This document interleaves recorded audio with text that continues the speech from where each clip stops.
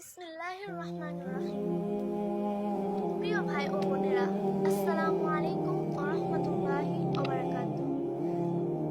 আজকের এই কথাগুলো শুধু একটি বক্তব্য নয়, এটা একটি আহ্বান, একটি সতর্কবার্তা, একটি বাস্তবতা।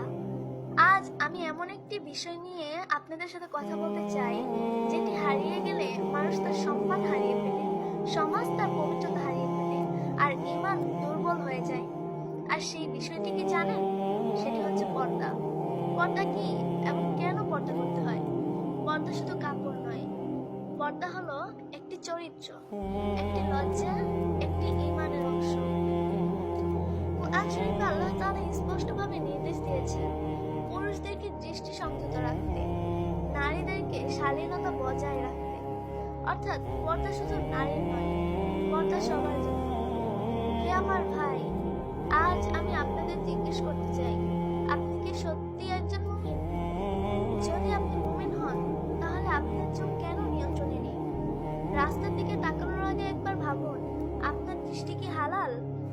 একটি দৃষ্টি, একটি চিন্তা, আর একটি চিন্তা, একটি কল্পনা, আর এই কল্পনা ধীরে ধীরে আপনাকে পাপের দিকে নিয়ে যেতে পারে। হে আমার ভাই, আপনি যদি নিজের চোখকে নিয়ন্ত্রণ করতে না পারেন, তাহলে আপনি কিভাবে নিজের পরিবারকে রক্ষা করবেন? হে আমার বোন, আপনি কি জানেন আপনি কতটা মূল্যবান?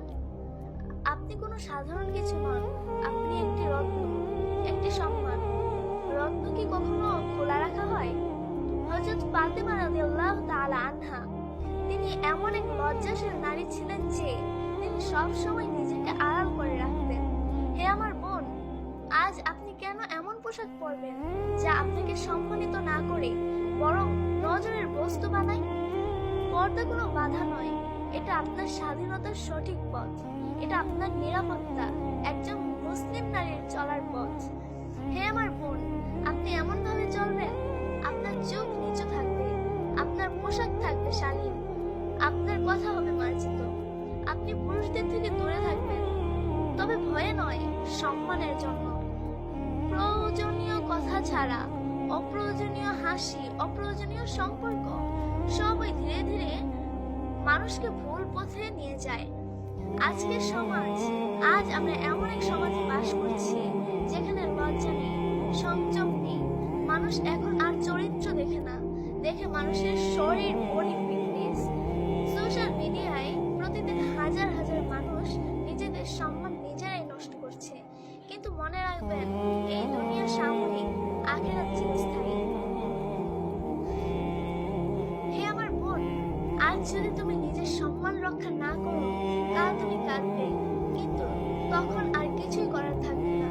হে আমার ভাই, আজ যদি তুমি নিজের দৃষ্টি সংযত করতে না পারো, তাহলে কাল আল্লাহর সামনে কি জবাব দেবে? আজ আমি আপনাদের অনুরোধ করছি না, আমি আপনাদেরকে সতর্ক করতে যাচ্ছি, কারণ এই পথ দুদিকেই যেতে পারে, জান্নাত অথবা জাহান্নাম। হে আমার প্রিয় ভাই ও বোনেরা, আজ আমি আপনাদের কাছে কিছু কথা রেখে যেতে চাই। আজ থেকেই নিজের চোখকে সংযত করুন, আজ থেকেই শাড়ির পোশাক পরা শুরু করুন, আজ থেকেই অপ্রয়োজনীয় সম্পর্ক বন্ধ করে দিন, আজ থেকেই আল্লাহকে ভয় করা শুরু করুন। দেখবেন আপনার জীবন বদলে যাবে, আপনার অন্তর শান্ত হবে।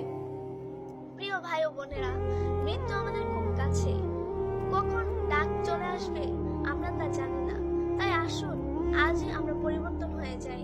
আল্লাহ আমাদের সবাইকে সঠিক পথে চলার তৌফিক দান করুন।